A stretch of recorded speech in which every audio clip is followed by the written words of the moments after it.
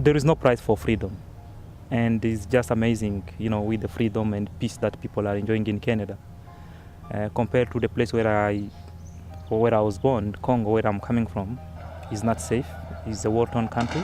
I left Congo in 2000, and at the time the situation was really bad in the Congo. I decided to leave because there was no way I could continue my studies in the Congo.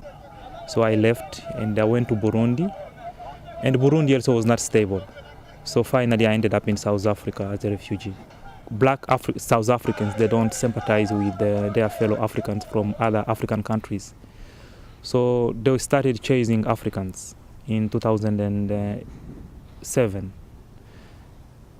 Like, if you are not from South Africa, you could no longer use a train or even the bus because they were throwing people out of the train. And many people really lost their lives. So South Africa was not really a good place, and I decided to leave, and that's how I came to Canada.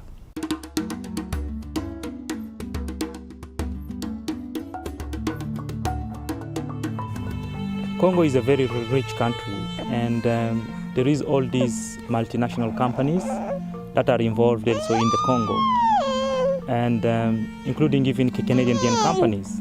They are also involved in the East, where they are, they are all operating in this region. And it is really ironic because if you go to the website of Passport Canada, you find Canadian government doesn't allow Canadian to visit the Eastern Congo. But I don't know why they allow their companies to go and invest it.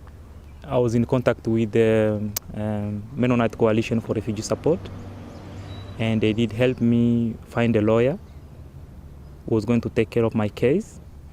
And they also helped me also to apply for legal aid. And then I applied for permanent residency, and it was also approved in November last year. And now I'm a permanent resident in Canada. When I was coming to Canada, the family that was waiting for me, they knew that I was Christian. And I told them that church is part of my life, and I cannot live without a church. So they told me that no, there is a church just around the corner from where we live. And when I came the first Sunday, I remember I went to the church, Floydale Mennonite Church, and I was really welcomed. Like, the welcoming spirit was really amazing, and I just really felt part of the community, part of the church, and they really helped me a lot. Noah and I met in January of 2010, and we were engaged only 3 months later, so our relationship developed very quickly, and I knew that I wanted to spend my life with him very quickly. Africans also don't waste time in proposing, so I was a little overwhelmed with his deep expressions of love right off the bat, but I could quickly tell that they were genuine, and so we are happily married now for 1.5 years. His name is Elijah, and he's 4 months now. Elijah was born with a huge physical problems and was taken to McMaster Hospital in Hamilton, and the congregation prayed lots.